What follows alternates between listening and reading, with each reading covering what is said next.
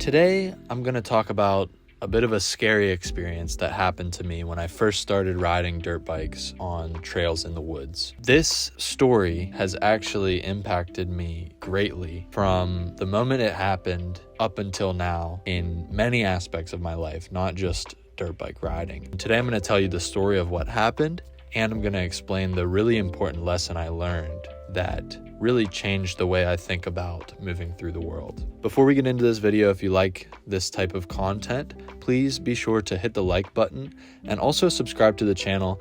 I'm trying to get to 1,000 subs. It's free and it really helps me out. We build it one step at a time. So feel free to click that button below and join the SoupMoto crew today. All right, let's get into the video. This story took place when I was between the ages of, I want to say like 10 and 12. My first bike was an XR50, and I was on that bike for a while until I moved up to the KX65, a Kawasaki KX65. This was the first bike that I learned how to use the clutch on. It was also my first two-stroke. I had been trail riding before, but I was always on my own trails that I had like walked before.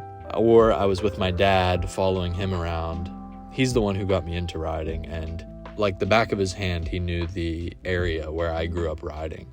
When he was young, he had a trail network that went all across for miles and miles with him and his friends, and they never really had to ride on the main roads. They would just literally use trails to get from each other's houses. They would go the whole way to the next town. They had a trail network that just was like massive. So he knew the area like the back of his hand. So when I was riding with him, I just kind of followed him around. And I never had any issues because he never left me behind. I was always with him or a group of other people, like I said, or I was riding on trails that I had walked or I had created around my house. But when I got on my 65, I started riding with some other people that I didn't know as well. And I started riding with some of my cousins who lived on the property next to mine, and they rode quads and stuff growing up. One day I was like, I'm gonna go out and ride with them. I had ridden with them previously on some of the trails that I was familiar with, but they had a bunch of trails behind their house on their property that I had never been on. So I was like, cool, let's check out some more trails. My dad wasn't gonna tag along with us this time. I was just gonna go with them, and they were gonna be my guides. So we're riding along. It starts off on trails that I was familiar with, that I knew. But as we got deeper and deeper into the forest, the trails looked unfamiliar to me. I got to a point where I was just following the people in front of me, and I wasn't really sure where I was at. Now, I had done this before. I had been on trails where I had no idea where I was at, but I was following my dad, or I was following a group of riders with him that knew these trails. I was not thinking anything of it. I'm like, my cousins live here. They know these trails. It's going to be fine. I really didn't think anything was awry. Nothing was amiss. I was just having fun on my dirt bike, riding new trails. And I remember we went into this ravine sort of valley area down into a dip. It wasn't a mud puddle or a creek crossing or anything like that, but I remember there was like a kind of a sharp V, and then it went up over a hill climb ahead of that V, and in between the V, it wasn't super muddy, but there was a little bit of mud. So, the first person on the quad goes through the ravine, another person on the quad goes through the ravine. They get up over it just fine. My other cousin on his TTR 125 went through the ravine. I was the one at the back of the pack. Now, in hindsight, shouldn't have been the one at the very back of the pack because we had multiple riders in this group. The best thing to do probably would have been to put the person leading the thing, someone who knows the trails, and then the people who didn't really know the trails as well in the middle, and then another person who knew the trails well behind. But it was two people ahead that knew the trails well, and then me and my cousin on his TTR who didn't really know the trails as well. My cousin on the TTR, he got through just fine, but I was kind of new to the 65. It was the first bike I had that was a clutch, where I actually had to shift using the clutch. So I went down into this ravine, and it wasn't too difficult or anything, but I got a little discombobulated or whatever, and I stalled the bike at the bottom of the ravine. No big deal. I kickstart it, get it back going. I turned around and I tried to get a better run for this hill, and I went back up over the hill. Now, my cousins had already passed. They had already gone through. And like I said, I was at the back of the pack, so they had no idea that I was not with them anymore. But I was like, whatever, I'm just gonna, get back up this hill and I'm gonna catch up to them and all is gonna be good. I wasn't even that long, really. It was just maybe like 30 seconds or so. Got the bike started again, got back and going, got up over this hill, riding for a little, probably a minute, maybe 2 minutes max. But eventually I didn't see them, and I got to a point where the trail forked, and I didn't know which way they went. They hadn't marked it. They hadn't stopped and waited for me, which is another thing. If you're riding in a group, you should always stop and wait and make sure everyone knows which direction you're taking if there's a split in the trail. They didn't do that. So I got to this split in the trail, had no idea where I was going. Like I said before, I had been following them and trusting them and just kind of going along the trail. I had no idea where the fuck I was at. Like, I was completely lost, and immediately my stomach just sank. I got so scared. I shut off my bike, and I'm trying to listen for them, and I can't hear them. And I'm like, what the hell? Like, what happened in this 1 minute that I didn't know where they were? So I pick one direction and I go down it. Couldn't find them anywhere. I had no idea. Turned around, went back to the point where I thought the split was, took the other direction for a little bit. Nowhere to be found. Couldn't hear them. Every time I shut my bike off, I didn't know where they were. Had no freaking clue where I was. So I went back, picked the other trail, the one that I went on first. And at some point, I might have even tried to ride back the way I came, but there were so many decisions that we took along the way, I didn't remember how to get back. At one point, I was riding along, and I remember I was down below. The trail that we were on previously was kind of like going up this hillside, and the elevation was rising. But as I was exploring, trying to figure out where they went, I dropped down to a lower section, kind of in like a hollow valley area. The trees kind of opened up and I could see through, and I ended up seeing a field, and I thought I recognized the field. And at this point, I was riding so fast, I was like panicking. And I wasn't just stopping and listening to where they were. I was panicking, and I was trying to find them as quick as possible. So I was like hauling ass. I was riding around. I was ripping so fast. My heart rate was pumping. I was really scared. I think at one point I even started to cry because I'm like, I'm literally lost in the woods. I have no idea where these people are.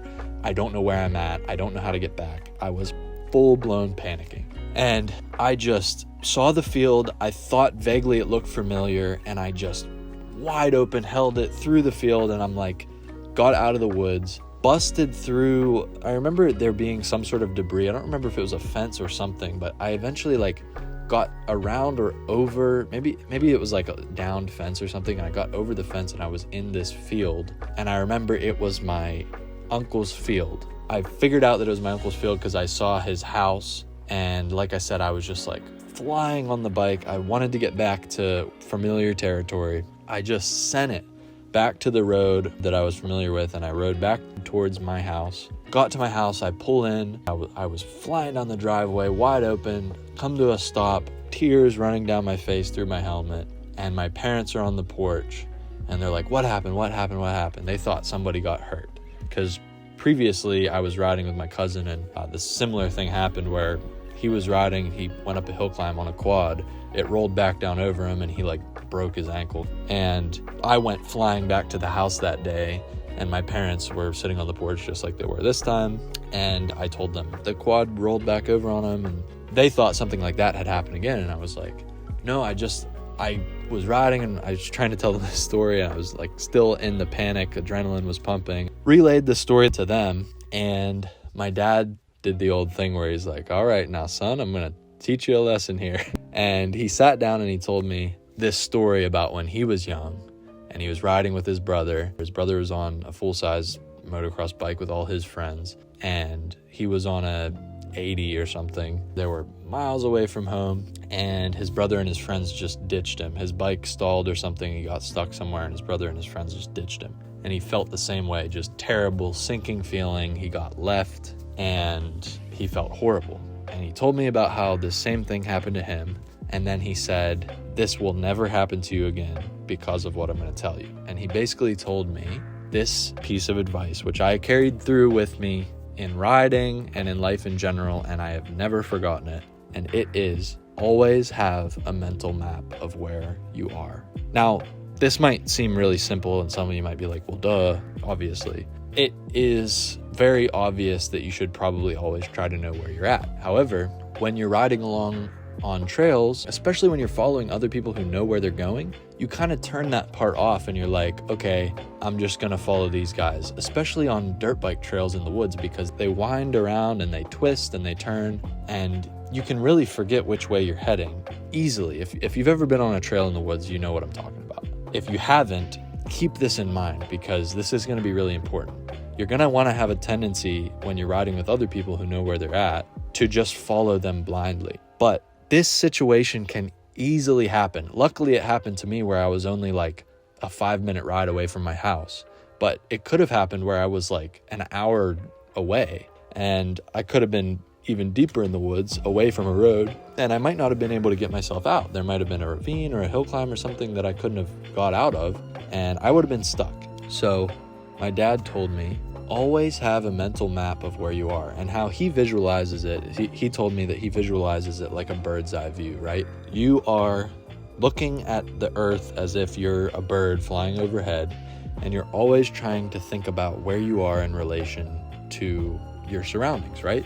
So I always think of a landmark, like in this case, I think of home, where my house is. And as I'm riding, I always think about, if I was a bird and I could just fly in one direction, which direction would that be to get back to my house? And, you know, as you're going around the twisty, turny trails and everything, just think about that one direction that your landmark is, right? If you do that, you will always kind of be able to figure out a way to get back.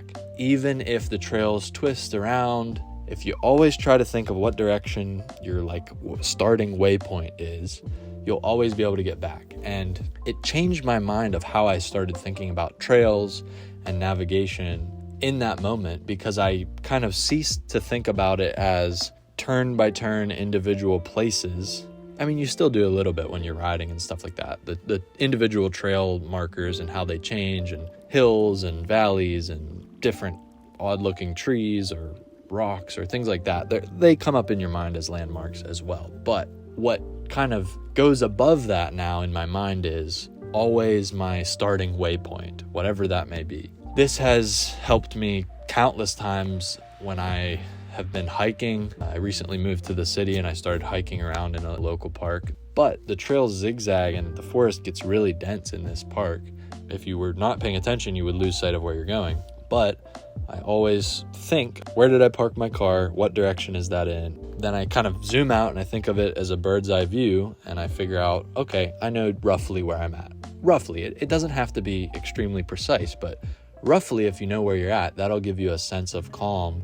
If you did need to find a way back, you could retrace your steps in a way that gets you closer, and God forbid if the trail doesn't go that way, depending on the terrain, you could try to just cut straight for where you think your waypoint is.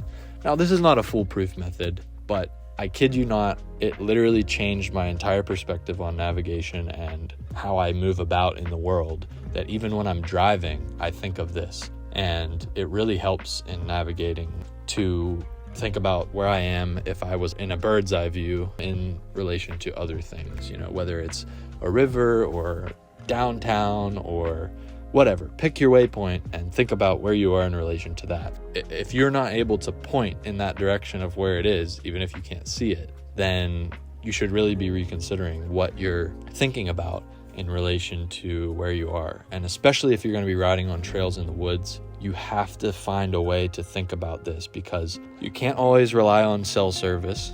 I don't even ride with my phone on me. You can't always rely on a GPS. The device that you're using might die. I'm sure we all don't carry compasses on us, which, you know, you can get more in depth and be like, you should always be prepared and carry blah, blah, blah, whatever. But you might find yourself in a situation where you're not prepared. And it's best to just get this habit ingrained in yourself where you are always thinking about where you're at in relation to something else from a bird's eye view. Always have a mental map in your head of where you're at. Like I said, this really impacted me. So don't make this mistake while you're out trail riding, and And if you can, try to instill this in your day-to-day life as well. It'll help you in so many situations, I promise you that. Always have a mental map of where you are. I hope this was helpful. I hope it was interesting. If you did have any similar stories yourself, I'd love to hear them in the comments below. If you have any questions about things as well, I'd be happy to help. I'm really enjoying building this community of people that are interested in dirt bikes, and some are just newly getting into the hobby, some are returning to it, some have been in it for decades and decades. And I really love this community that we have created here, hearing all of your thoughts and stories and opinions. So feel free to drop them in the comments below, and I'd love to continue the conversation there. Thank you so much for watching, and I'll see you in the next one. Soup out.